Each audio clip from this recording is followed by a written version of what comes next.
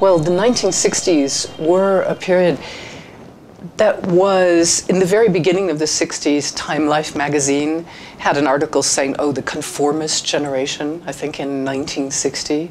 They're so conformist, they wear suits, they wear ties. And no one who wasn't an astrologer would have been able to predict this extraordinary movement of energy that started to come up in the 60s, where people, Uranus and Pluto, when they come together, which is roughly every 120 years, bring from the underworld, they bring something up, a new impulse with tremendous power.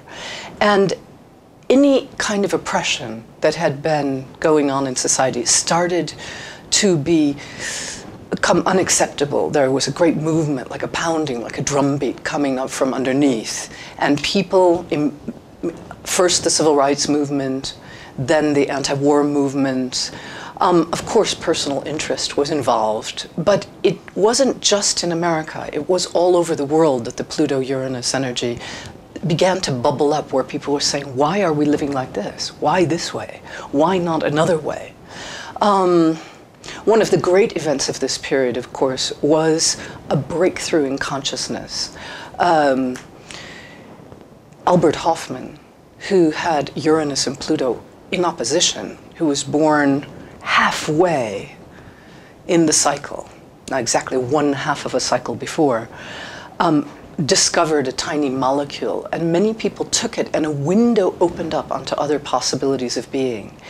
This is what happens when Uranus and Pluto come together. Suddenly, it's like rubbing sticks. The problem is the power in it is so extraordinary, so off the top of the charts, that with it comes a huge possibility for destroying the old forms. And there are moments when nothing can contain that energy.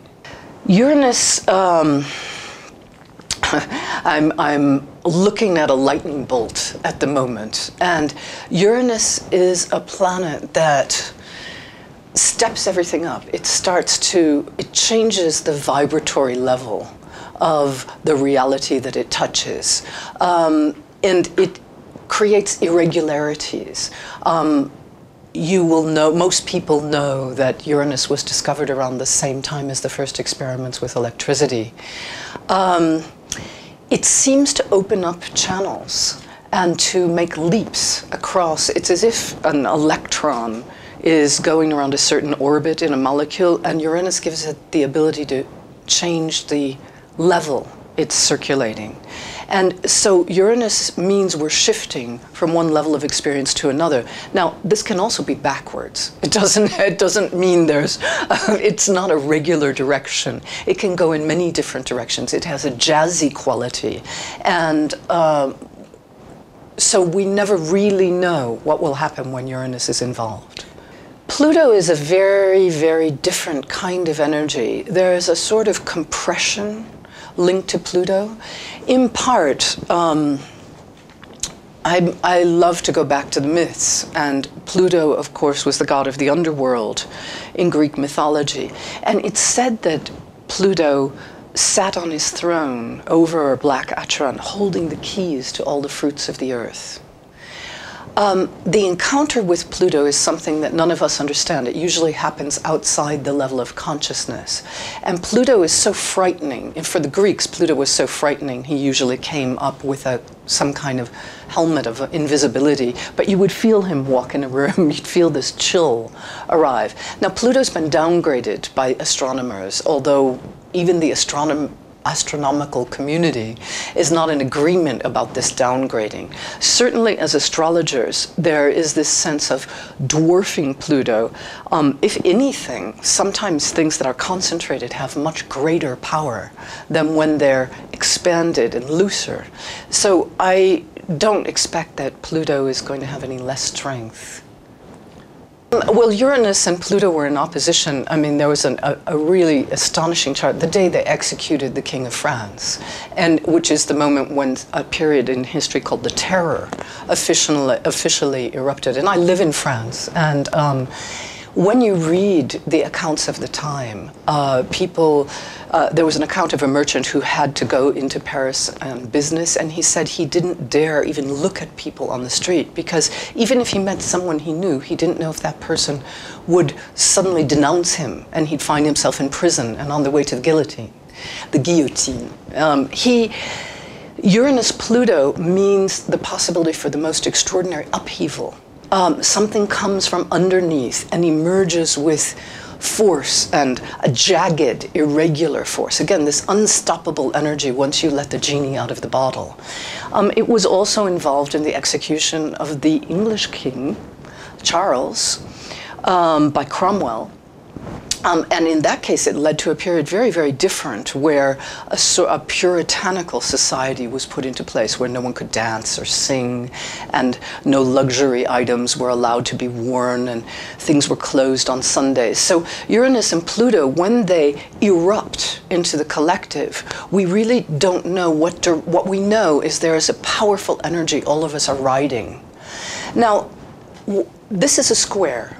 Pluto and Uranus are in square. In the last square, which is a little different than this one, was what we call a waning square. In a cycle, you have a movement where planets come together, they move out, then they're in a face-to-face dance, the opposition, then they come again into a square. And these points, the 90-degree angle, are hinge points, right, where energy is again broken open and then recollected in the conjunction.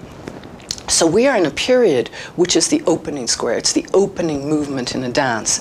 And the energy that opens up is trying to move us in another direction. Now, what's fascinating for most of us in the astrological community is that some similar signs are involved. In the early 1930s, just after 1929 stock market crash, when Uranus and Pluto squared each other, all societies just weren't working. They were falling apart, notably Germany, of course. And Hitler came to power in Germany in this idea of suddenly he was a person with a very strong Uranus. And rather than moving towards freedom, he moved towards someone who gathered this energy in a very powerful way, in an electrifying way, an irresistibly electrifying way. Now, at that time, Pluto was in the sign of Cancer. Cancer has a great deal to do with security. And Uranus was in the sign of Aries, which is the new. The square we're coming up to is again Uranus and Aries, the new, but this time Pluto is in Capricorn, which has to do with control. It has to do with structure. So it could operate in the same way. And I think the concern of many of us is that a new tyranny will appear in the world. I mean, there already is a tyranny in the world. It's just hidden. It just hides itself much better than it used to. But certainly, whenever Pluto enters a sign, it gives extraordinary power to that sign in the beginning and then undermines it. Then it brings out all the dark, all the hidden places.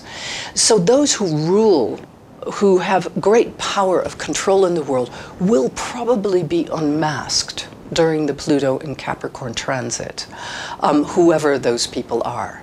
At the same time, there's a wonderful urbanist, I think her name is Jane Jacobs, who wrote books about the evolution of the city. And one of the things that really struck me in what she wrote was that cities have changed their form in the world. And Capricorn has a great deal to do with the social forms, with the structure of the world we live in and how the world is organized. And she was saying that you can think of cities now, those who live inside, who have power and money, are the ones inside the Citadel.